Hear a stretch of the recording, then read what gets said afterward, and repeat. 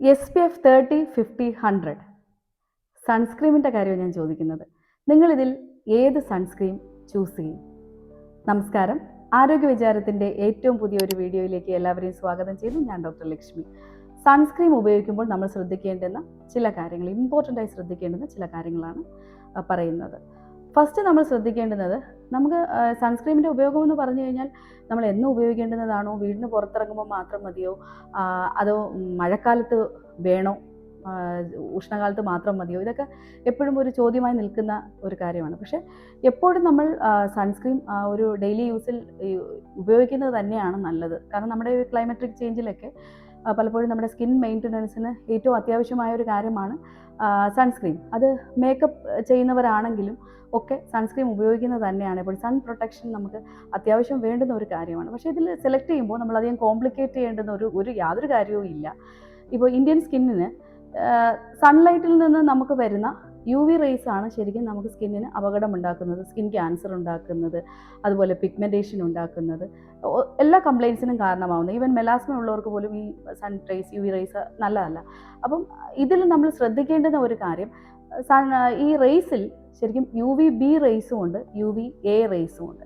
ഈ UVB raise എന്ന് പറയുന്നത് ഒരു 2 to 3% മാത്രമേ നമുക്ക് കിട്ടുന്നുള്ളൂ, സൺലൈറ്റിൽ നിന്നും കിട്ടുന്നുള്ളൂ.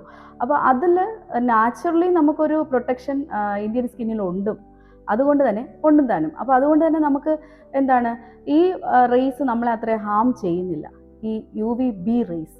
പക്ഷേ UVA റേസിൻ്റെ കാര്യം അതുപോലെ അല്ല.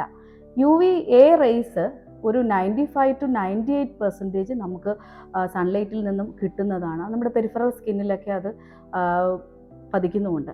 അപ്പോൾ അതിന് വേണ്ടിയിട്ടുള്ള ഒരു പ്രൊട്ടക്ഷനാണ് നമുക്ക് എപ്പോഴും എടുക്കേണ്ടുന്നത്. അതുകൊണ്ടാണ് ഈ സൺസ്ക്രീമിൽ മിക്കവാറും എല്ലാത്തിലും എഴുതിയിട്ടുണ്ടാവും PA എന്ന് പറഞ്ഞൊരു സംഭവം എഴുതിയിട്ടുണ്ടാവും. അപ്പോൾ PA+, PA++, 3+, 4+ ഒക്കെ കാണുന്നുണ്ട്. അതിൽ ഒരു PA3+ തൊട്ടുള്ള ക്രീംസും ജെൽസും ഒക്കെയാണ് നമ്മൾ യൂസ് ചെയ്യാനുള്ളത്.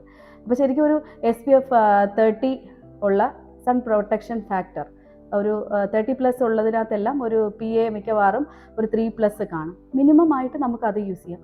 കുറച്ചുകൂടി നമ്മൾ എക്സ്പോസ്ഡ് ആയിട്ടുള്ള ആൾക്കാരാണെങ്കിൽ ഒരു SPF 50+ ഉള്ള ക്രീംസോ ജെൽസോ ഒക്കെ അവൈലബിൾ.